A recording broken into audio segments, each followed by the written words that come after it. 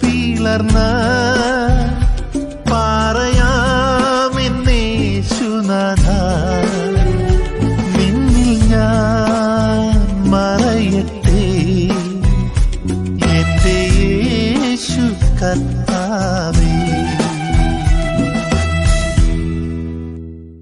I witness എഴുതുന്ന അതേ രീതിയിൽ, ഇവൻ ഐ വിറ്റ്നസ് അല്ലായിരുന്നു, എന്നിട്ടും ഐ വിറ്റ്നസ് എഴുതുന്ന അതേ രീതിയിൽ ഇവൻ എഴുതാൻ പറ്റിയത്, ഇത് ശരിക്കും പറഞ്ഞു കഴിഞ്ഞാൽ പത്രോസിന്റെ സുവിശേഷമാണ്. മർക്കോസിന്റെ സുവിശേഷം നമ്മൾ പറയുമെങ്കിൽ തന്നെ പത്രോസ് ഡിസ്ക്രൈബ് ചെയ്ത കാര്യമാണ് ആരെഴുതിയിരിക്കുന്നത്?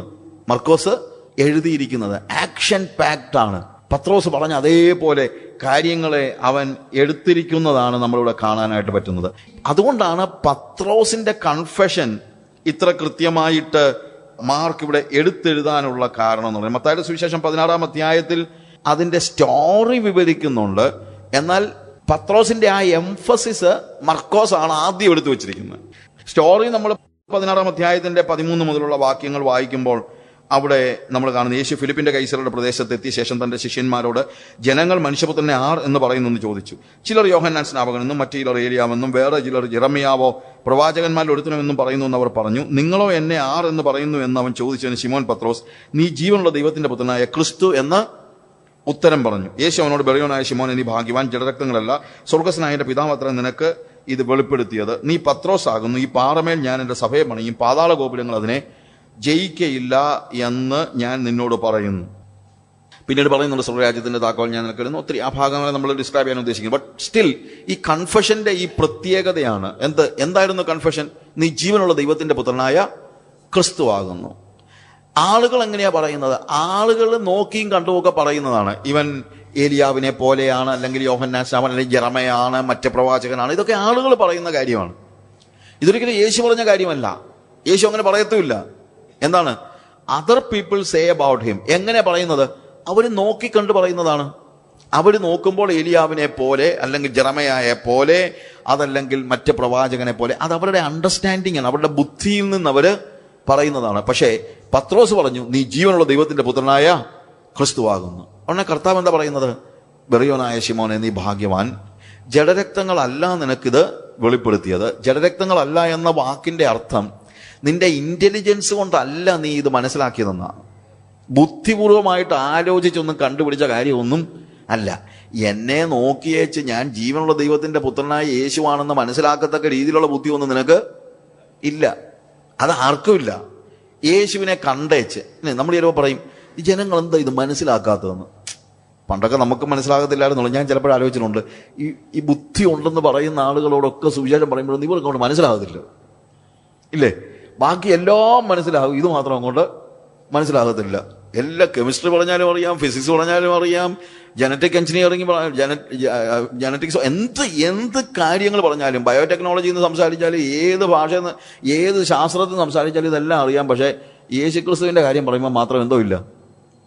അതെങ്ങനെ, എങ്ങനെ? പിന്നെ ഈ പറയുന്നത് എന്തുവാ? ബാക്കിയെല്ലാം മനസ്സിലാവും, ഇത് മാത്രം മനസ്സിലാകത്തില്ല. എന്തുകൊണ്ട്? ഇത് യുക്തിപരമായി മനസ്സിലാക്കാൻ കഴിയുന്ന ഒരു കാര്യം അല്ല.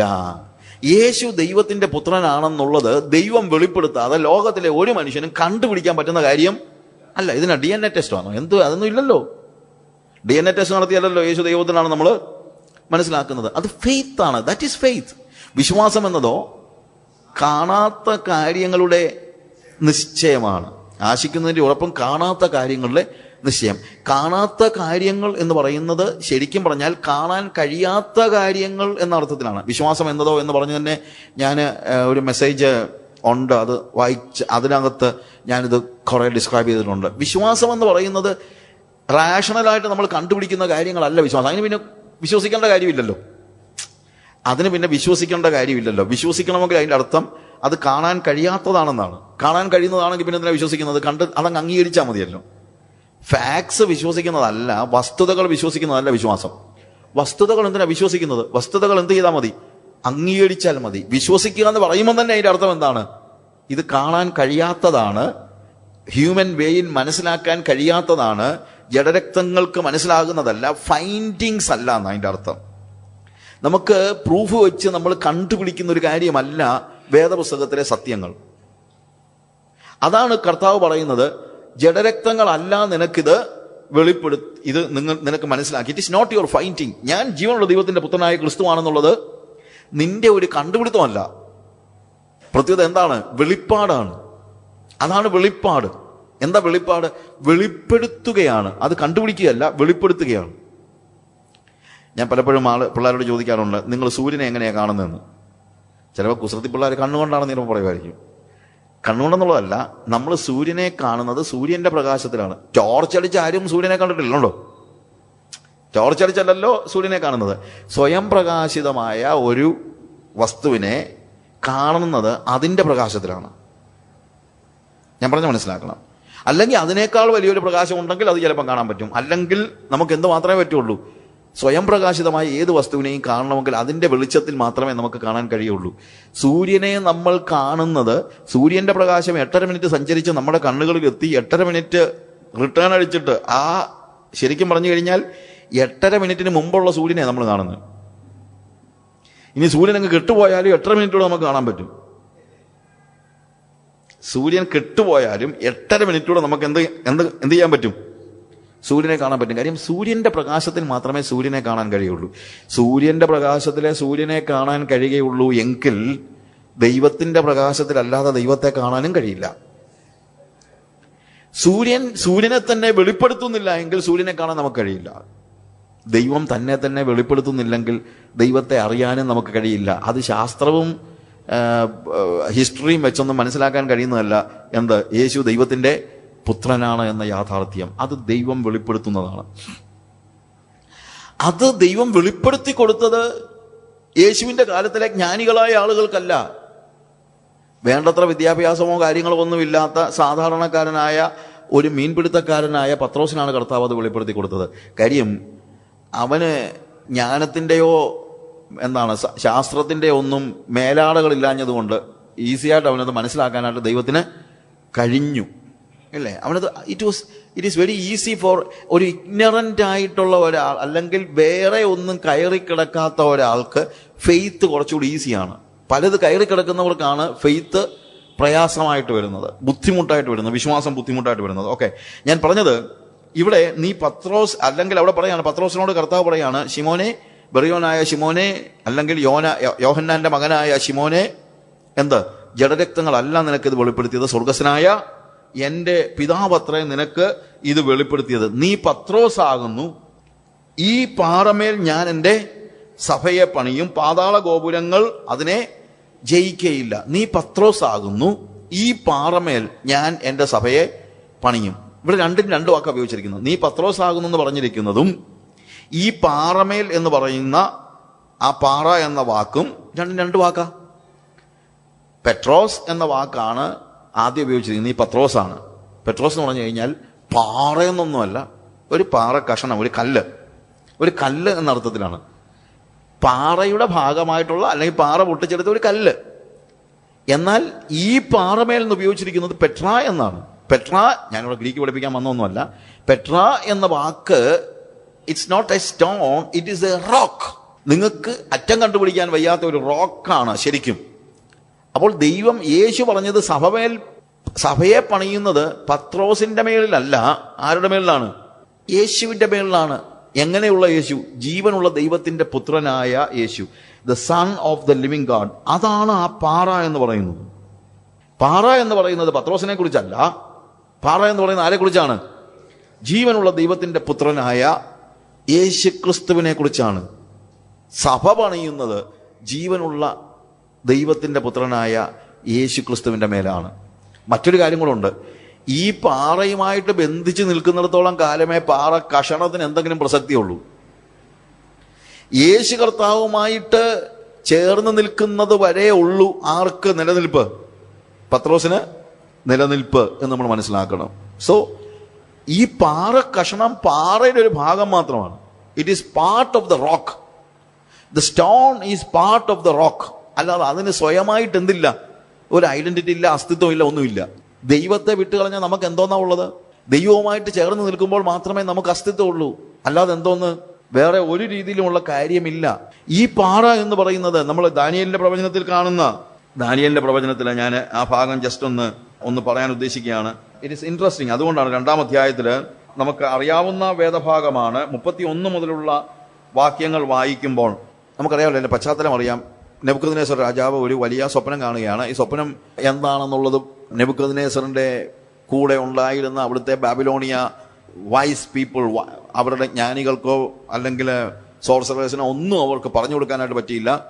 അപ്പോൾ ദാനിയേൽ പറഞ്ഞു, എന്താണ് നീ കണ്ട സ്വപ്നം എന്നുള്ളത് പറഞ്ഞു. അവർ പറഞ്ഞു, മറ്റുള്ളവർ പറഞ്ഞ എന്താണ്, നീ സ്വപ്നം പറഞ്ഞാൽ ഞങ്ങൾ അർത്ഥം പറഞ്ഞു തരാം എന്ന് പറഞ്ഞു. അപ്പോൾ നെബൂഖദ്നേസറിന് മനസ്സിലായി ഇവന്മാർ എന്തെങ്കിലും അർത്ഥം ഉണ്ടാക്കുമെന്ന്. സ്വപ്നം പറഞ്ഞു കഴിഞ്ഞാൽ പിന്നെ എന്തെങ്കിലും അർത്ഥം ഉണ്ടാക്കും. അതിപ്പോൾ ഇപ്പോഴും ഉണ്ട് അങ്ങനെ. സ്വപ്നം പറഞ്ഞു കഴിഞ്ഞാൽ അർത്ഥം ഉണ്ടാക്കി കൊടുക്കുന്ന ഇഷ്ടംപോലെ ആൾക്കാരുണ്ട്. അവരെ സംബന്ധിച്ചിടത്തോളം എന്തെങ്കിലും അർത്ഥം ഉണ്ടാക്കി കൊടുക്കും. ഈ വേദപുസ്തകത്തിന്റെ വ്യാഖ്യാനത്തിലൊക്കെ ആണെങ്കിലും പലപ്പോഴും ഉണ്ടല്ലോ, നമ്മൾ ചിന്തിച്ചുണ്ടാക്കുന്ന ഒത്തിരി അർത്ഥങ്ങളുണ്ട്. ഈ വെളിപ്പാട് പുസ്തകമൊക്കെ എടുക്കുമ്പോഴും നമ്മൾ പലപ്പോഴും ഞാൻ ആലോചിച്ചിട്ടുണ്ട്, ഇച്ചിരി സമയം കൊടുത്തു കഴിഞ്ഞാൽ അവർ എന്ത് വേണമെങ്കിലും വ്യാഖ്യാനിച്ചു തരും. അതെന്താ അവിടെ അങ്ങനെ പറയുന്നതെന്ന് ചോദിച്ചു കഴിഞ്ഞാൽ, ബ്രദർ ഒന്നുകൂടെ വായിച്ചാട്ടെ. എന്തിനാണെന്നറിയാമോ? ആ വായിക്കുന്ന സമയം കൊണ്ട് വ്യാഖ്യാനം ഉണ്ടാക്കുക. കാര്യം എന്തെങ്കിലും ഒരു വ്യാഖ്യാനം ഉണ്ടാക്കിയിരിക്കും. അപ്പൊ അതുകൊണ്ട് നെബൂഖദ്നേസർ പറഞ്ഞു, നോ വേ, നിങ്ങൾ സ്വപ്നവും പറയണം അർത്ഥവും പറയണം. ദാനിയേൽ സ്വപ്നം വിവരിച്ചു. ഒരു വലിയ ബിംബമാണ് ഇവൻ കണ്ടത്. ഞാൻ പെട്ടെന്ന് നമുക്കറിയാവുന്നതുകൊണ്ട് പറയാം, പെട്ടെന്ന് പറയാണ്. ബിംബത്തിന്റെ തല തങ്കം കൊണ്ട്, പൊന്നുകൊണ്ട്, അതിനുശേഷം ബ്രസ്റ്റും മറ്റുള്ള ഭാഗങ്ങളും അത് വെള്ളി കൊണ്ട്, അതിനുശേഷം എന്താണ് സ്റ്റോമക്കും അല്ലെങ്കിൽ ആ ഭാഗമെല്ലാം ബെല്ലി ഈസ് ഔട്ട് ഓഫ് താമ്രം കൊണ്ട്, അതിനുശേഷം ഇരുമ്പ് കൊണ്ട്, ഇരുമ്പിന് ശേഷം ഇരുമ്പും കളിമണ്ണും കൊണ്ട്. ഈ വ്യാഖ്യാനം പറയുമ്പോഴെല്ലാം ഞാൻ ആലോചിക്കുന്നത്, എനിക്ക് ഇതിനകത്തൊരു ഭയങ്കര രസമായിട്ട് തോന്നിയ കാര്യമുണ്ട്. ഈ നമ്മൾ പറയുന്ന അർത്ഥത്തിലല്ല മിക്കവരും എടുക്കുന്നത്, അവർക്ക് എടുക്കേണ്ട അർത്ഥത്തിൽ അവരെടുക്കുന്നത്. ഇതൊരു വലിയൊരു പ്രശ്നമാണ്. വേദപുസ്തകം വ്യാഖ്യാനിക്കുമ്പോൾ പോലും ഇന്നത്തെ ഒരു വലിയ പ്രോബ്ലം, എനിക്കിഷ്ടമുള്ളതും എനിക്ക് ബെനിഫിറ്റ് ഉണ്ടാക്കുന്നതുമായ വ്യാഖ്യാനമാണ് ആളുകൾ എടുക്കുന്നത്. നെബൂഖദ്നേസർ അങ്ങനെ ഒരു പാർട്ടിയാണ്. നെബൂഖദ്നേസറിന് കൃത്യമായിട്ട് മനസ്സിലാക്കി കൊടുത്തു, തല പൊന്നുകൊണ്ട്, അത് തങ്കം അങ്ങ് തന്നെ. അതായത് നെബൂഖദ്നേസറിന്റെ സാമ്രാജ്യമാണ് എന്ത്? പൊന്നു കൊണ്ടുള്ള സാമ്രാജ്യം, ബാബിലോണിയ സാമ്രാജ്യമാണ്. മേദ്യ പേർഷ്യ രാജ്യം വരുന്നു, താഴോട്ടുള്ള കാര്യങ്ങളെല്ലാം പറയുകയാണ്. അപ്പോൾ ഇയാൾ അത് കഴിഞ്ഞപ്പോൾ ഇതുപോലൊരു വലിയ വിഗ്രഹം ഉണ്ടാക്കി. എന്നുകൊണ്ട് ഉണ്ടാക്കിയത് എന്തോ? മുഴുവനും പൊന്നുകൊണ്ട്. എന്നറിയാമോ? വേറെ ആരും വേണ്ടാന്ന്, ഞാൻ തന്നെ മതിയെന്ന്. അയാളോട് തന്നെ ദാനിയേൽ പറഞ്ഞ് എന്താണ്? തല തങ്കം കൊണ്ട്, അത് അങ്ങ് തന്നെ. ആഹാ, അപ്പൊ ഞാൻ കഴിഞ്ഞിട്ട് വേറെ പാർട്ടികൾ വരാൻ നോക്കിയിരിക്കല്ലേ? വേണ്ട, മുഴുവനും ഞാൻ തന്നെ. കണ്ടോ വ്യാഖ്യാനം പോയത്? കണ്ടോ? സ്വാർത്ഥതയുള്ളവനെ എത്ര വ്യാഖ്യാനം പഠിപ്പിച്ചിട്ട് പോലെ അർത്ഥമൊന്നുമില്ല. അവൻ എപ്പോഴും വേദോസം വായിക്കുമ്പോഴും കാണുമ്പോഴും പ്രാർത്ഥിക്കുമ്പോഴും എല്ലാം അവൻ്റെ സ്വപ്നങ്ങളെ കാണത്തുള്ളൂ. നമ്മൾ കൂടെ ഇരുന്നൊന്ന് പ്രാർത്ഥിച്ച് നോക്കിക്കോ. ഇവരുടെ പ്രാർത്ഥന കേട്ടാൽ അറിയാം. നമ്മൾ ബ്രദർ ഒന്ന് പ്രാർത്ഥിച്ചാട്ടെ എന്ന് പറഞ്ഞ് നമ്മളിപ്പോൾ ഒരുമിച്ചിരുന്ന് പ്രാർത്ഥിക്കുന്നത്, പ്രാർത്ഥന കേട്ടാൽ അറിയാം ഇവൻ സ്വാർത്ഥനാണോ അതോ ദൈവം ഇവനോട് വല്ലതും സംസാരിക്കാൻ ഇവനെ ആഗ്രഹിക്കുന്നുണ്ടോ. നമ്മുടെയൊക്കെ പ്രശ്നം, നമ്മുടെ അടുത്തുള്ള ആൾ പ്രാർത്ഥിക്കാൻ വരുമ്പോൾ തന്നെ അവൻ പറയുന്നത് എന്നറിയാമോ? പറയത്തില്ല, എന്നാലും ദൈവത്തോട് തന്നെ ഇവൻ പറയുന്നത്, കർത്താവെ ഇന്നതുപോലെ എനിക്ക് ഉത്തരം തരണമെന്ന് ഉത്തരം കൂടെ അങ്ങോട്ട് പറയുന്ന പാർട്ടികളാണ്. അല്ലാതെ ദൈവത്തിന് ഇഷ്ടമുള്ള കാര്യങ്ങളല്ല, ദൈവം എന്നെക്കുറിച്ച് എന്ത് ഉദ്ദേശിക്കുന്നു എന്നുള്ളത് നമുക്ക് പേടിയാ. അങ്ങനെ കാണാം, പലർക്കും പ്രാർത്ഥിക്കാനുള്ള പേടി എന്നാണെന്നറിയാമോ? ദൈവം എങ്ങാനും അത് വേണ്ടാന്ന് വല്ലതും പറഞ്ഞാലോ എന്നുള്ളതാണ്. കർത്താവെ ഇന്നതുപോലെ ഉത്തരം പറയണമെന്ന് പറഞ്ഞ് പ്രാർത്ഥിക്കുന്ന പാർട്ടികളാണ് പലരും. വ്യാഖ്യാനം, വേദപുസ്തകത്തിന് വ്യാഖ്യാനം അത് തന്നെ. ഈ വേദപുസ്തകത്തിന് ഇങ്ങനെ വികലമായ വ്യാഖ്യാനം ഉണ്ടാകാനുള്ള പ്രധാന കാരണം ഇത് ഇഷ്ടപ്പെടുന്നതായ ആളുകളായതുകൊണ്ടാണ്. ഇത് ഇഷ്ടപ്പെടുന്ന ആളുകൾ, അതാണ് പ്രോബ്ലം. എന്തുകൊണ്ടാണ് ഇങ്ങനെ എല്ലാ ബ്ലെസ്സിങ്സിനെ കുറിച്ച് പറയുമ്പോഴെല്ലാം ഭൗമികമായ കാര്യങ്ങൾ മാത്രം ഇന്ന് ആളുകൾ പ്രസംഗിക്കുന്നതിൻ്റെ കാര്യം എന്തുവാ? അത് മതി ജനങ്ങൾക്ക്, വേറെ ഒന്നും വേണ്ട. അവരങ്ങനെ എടുക്കുകയുള്ളൂ. എത്ര കാര്യങ്ങൾ പറഞ്ഞാലും അവരെടുക്കുന്നത് അവർക്ക് ബോധിക്കുന്ന, അവർക്ക് ലാഭകരമായ നിലയിൽ. ഇന്ന് എല്ലാവരും ലാഭമാണ് നോക്കുന്നത്. Because it's a business for people. അവരങ്ങനെ എടുക്കുന്നത്, that is a big problem. എന്നാൽ ഇവിടുത്തെ ഈ നമ്മൾ ഡാനിയേലിന്റെ പ്രവചനത്തിൽ 2-ാം അധ്യായത്തിൽ നമ്മൾ കാണുന്നത്, അവിടെ ഈ വിഗ്രഹത്തെക്കുറിച്ച് ഓരോന്ന് പറഞ്ഞു കഴിയുമ്പോൾ ആ സ്വപ്നം എന്താണെന്ന് പറയുമ്പോൾ അവസാനം അതിന്റെ 34-ാമത്തെ വാക്യത്തിൽ കാണുന്നത്, തിരുമനസ്സുകൊണ്ട് നോക്കിക്കൊണ്ടിരിക്കുമ്പോൾ കൈ തൊടാതെ ഒരു കല്ല് പറഞ്ഞു വന്ന് ബിംബത്തെ ഇരുമ്പും കളിമണ്ണും കൊണ്ടുള്ള കാലിൽ അടിച്ച് തകർത്ത് കളഞ്ഞു.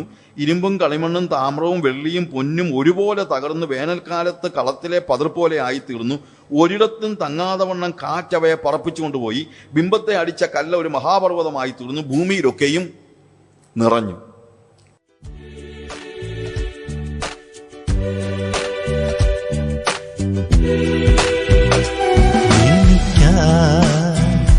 പിളർന്ന പാറയാമെന്നേശുനാഥ, നിന്നിൽ ഞാൻ മറയട്ടെ എന്റെ യേശു കർത്താവേ. പിളർന്ന പാറയാമെന്നേശുനാഥ, നിന്നിൽ ഞാൻ മറയട്ടെ എന്റെ യേശു കർത്താവേ.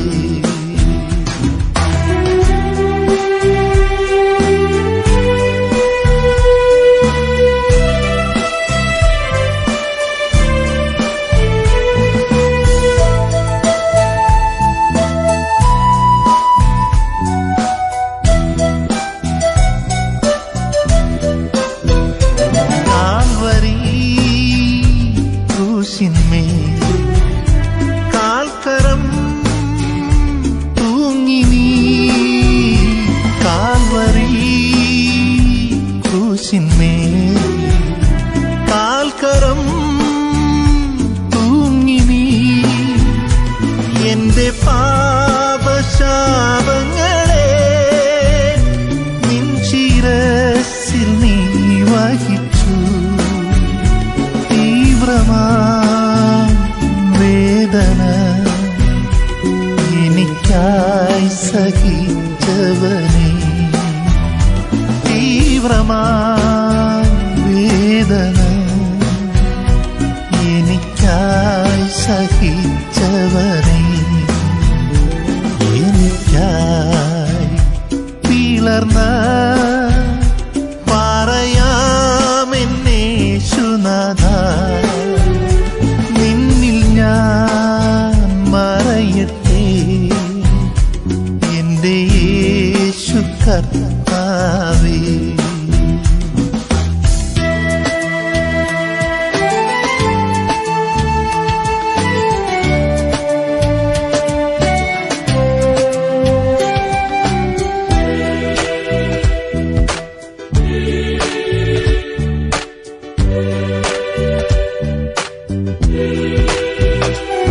മരത്തിൽ തൂങ്ങുന്നോ ശാപമായി തീരുന്നു, മരത്തിൽ തൂങ്ങുന്നോ ശാപമായി തീരുന്നു. പാപമൊന്നും ചെയ്തിടാതെ എന്റെ ശാപമേറ്റെടുപ്പാൻ എൻ പേർക്കായി യാഗമായി എന്റെ ശിക്ഷ മായ്ച്ചവനേ, എൻ പേർക്കായി യാഗമായി എന്റെ ശിക്ഷ മായ്ച്ചവനേ, എനിക്കായി പിളർന്ന പാറയാമെന്നേശുനാഥ, നിന്നിൽ ഞാൻ മറയട്ടെ എന്റെ യേശു കർത്താവേ.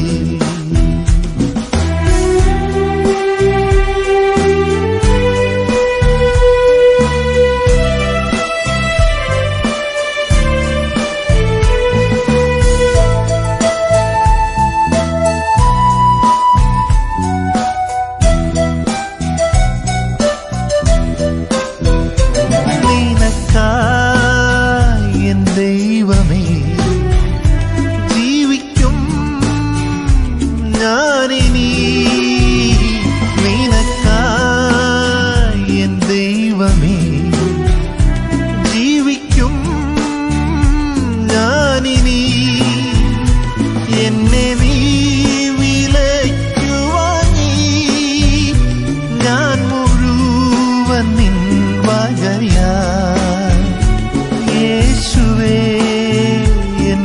രക്ഷക, നിന്നിൽ ഞാൻ മറഞ്ഞിടട്ടെ.